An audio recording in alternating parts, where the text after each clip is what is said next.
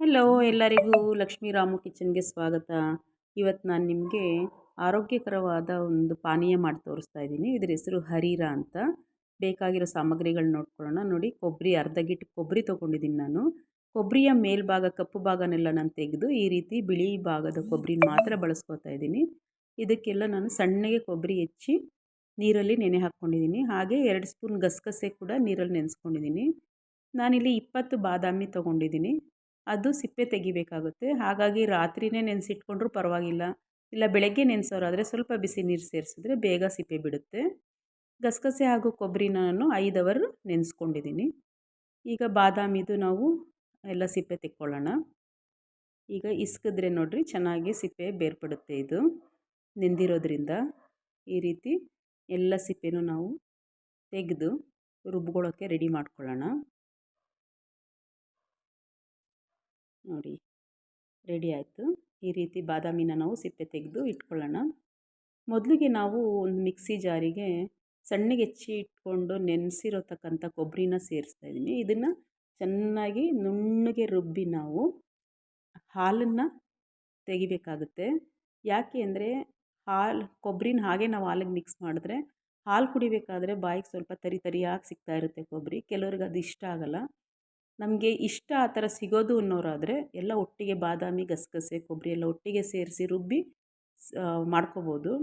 ಆದರೆ ಈ ರೀತಿ ಹಾಲು ತೆಗೆದು ಮಾಡಿದ್ರೆ ತುಂಬ ಚೆನ್ನಾಗಿರುತ್ತೆ. ನಾವು ಒಂದು ಬಟ್ಟೆ ಬಳಸಿ ಆದರೂ ನಾವು ಹಾಲು ಹಿಂಡ್ಕೋಬೋದು, ಅಥವಾ ಈ ರೀತಿ ಒಂದು ಜಾಲದಲ್ಲಿ ಬೇಕಾದರೂ ನಾವು ತೊಗೋಬೋದು, ಹಾಲನ್ನ ತೆಗೆಕೋಬೋದು.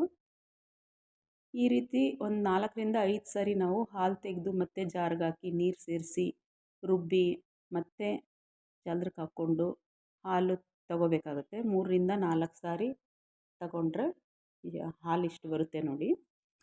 ಈಗ ಅದೇ ಮಿಕ್ಸಿ ಜಾರಿಗೆ ನಾವು ಸಿಪ್ಪೆ ತೆಗೆದು ಇಟ್ಕೊಂಡಿರ್ತೀವಲ್ಲ ಆ ಬಾದಾಮಿನ ಸೇರಿಸ್ಕೊತಾ ಇದ್ದೀನಿ. ಹಾಗೂ ಗಸಗಸೆ 5 ಅವರ್ ನೆಂದಿತ್ತಿದೆ, 2 ಸ್ಪೂನ್ ಗಸಗಸೆ ತೊಗೊಂಡಿದ್ದೀನಿ. ಗಸಗಸೆನೂ ಇದಕ್ಕೆ ಸೇರಿಸ್ಕೊತಾ ಇದ್ದೀನಿ. ಗಸಗಸೆ ಪೂರ್ತಿ ಪೇಸ್ಟ್ ಆಗಬೇಕು, ಆ ರೀತಿ ನಾವು ರುಬ್ಕೋಬೇಕು. ಯಾವುದೇ ಕಾರಣಕ್ಕೂ ಹಾಲಲ್ಲಿ ಮಧ್ಯೆ ಮಧ್ಯೆ ಗಸಗಸೆ ಸಿಗಬಾರ್ದು, ಆಗಲೇ ಹರೀರ ಚೆನ್ನಾಗಿರೋದು. ನೋಡಿ, ಹಾಲು ತೆಗೆದಿದ್ವಲ್ಲ ಕೊಬ್ಬರಿಯಿಂದ, ಆ ಹಾಲಿನ ಪಾತ್ರೆಗೇ ನಾವು ಈ ರುಬ್ಬಿರ್ತಕ್ಕಂಥ ಪೇಸ್ಟನ್ನು ಸೇರಿಸ್ಕೋತಾ ಇದ್ದೀವಿ. ಹಾಗೆ ಜಾರಿಗೆ ಇನ್ನು ಸ್ವಲ್ಪ ನೀರು ಹಾಕಿ ಪೇಸ್ಟ್ ಎಲ್ಲ ಉಳಿದಿರುತ್ತಲ್ಲ ಜಾರಲ್ಲಿ ಅದನ್ನು ಸೇರಿಸ್ಕೋತಾ ಇದ್ದೀನಿ. ನಾನು ಇಲ್ಲಿ ಅರ್ಧ ಲೀಟ್ರು ಹಾಲು ತೊಗೋತಾ ಇದ್ದೀನಿ, ಸೇರಿಸ್ತಾ ಇದ್ದೀನಿ ನೋಡಿ.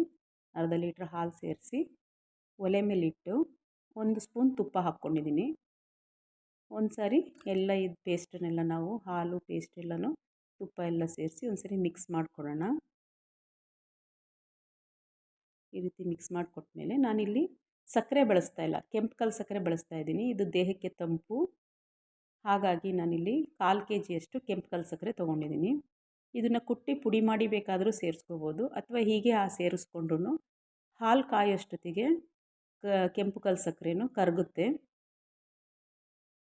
ಈ ರೀತಿ ನಾವು ಗಸಗಸೆ ಬಾದಾಮಿ ಎಲ್ಲ ನೆನೆಸಿ ಮಾಡಿರೋದ್ರಿಂದ ಕೆಂಪು ಕಲ್ಲು ಸಕ್ಕರೆ ಹಾಕಿದ್ರೆ ದೇಹಕ್ಕೆ ತುಂಬ ತಂಪು ಕೊಡುತ್ತೆ. ರಾತ್ರಿ ಮಲಗೋದಕ್ಕೂ ಮುಂಚೆ ನಾವು ಈ ಪಾನೀಯನ ಕುಡಿದು ಮಲ್ಕೊಂಡ್ರೆ ನಿದ್ರೆ ತುಂಬ ಚೆನ್ನಾಗಿ ಬರುತ್ತೆ. ಬೇಸಿಗೆ ಕಾಲದಲ್ಲಿ ಮಾಡಿಕೊಂಡ್ರೂ ತುಂಬ ತಂಪು ದೇಹಕ್ಕೆ. ನೋಡಿ, ಕರಗ್ತಾ ಇದೆ ಕಲ್ಲು ಸಕ್ಕರೆ ಎಲ್ಲ. ಚೆನ್ನಾಗಿ ಕುದಿಬೇಕಿದು. ಈಗ ಕುದಿಯೋಕ್ಕೆ ಶುರುವಾಗ್ತಾ ಇದೆ. 7ರಿಂದ 8 ನಿಮಿಷ ಈ ರೀತಿ ನಾವು ಚೆನ್ನಾಗಿ ಕುದಿಸ್ಕೋಬೇಕು.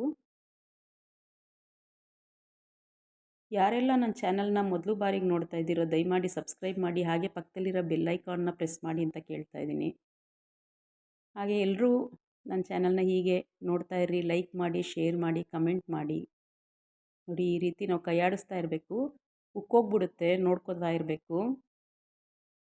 ಉಕ್ಕು ಬಂದಾಗ ಸ್ವಲ್ಪ ಫ್ಲೇಮ್ ಕಡಿಮೆ ಮಾಡಿಕೊಂಡು ಈ ರೀತಿ ತಿರುಗಿಸ್ತಾ ಇರಬೇಕು. ತಿರುಗಿಸ್ಕೊಟ್ಟು ಒಂದು 7ರಿಂದ 8 ನಿಮಿಷ ಕುದಿಸ್ಕೊಂಡ್ರೆ ನಮ್ಮದು ಎನರ್ಜಿ ಡ್ರಿಂಕ್ ಆಗಿರ್ಬೋದು, ಹೆಲ್ದಿ ಡ್ರಿಂಕ್ ಆಗಿರ್ಬೋದು, ತಂಪು ಪಾನೀಯ ಆಗಿರ್ಬೋದು, ಹರೀರ ಸಿದ್ಧ ಆಗುತ್ತೆ.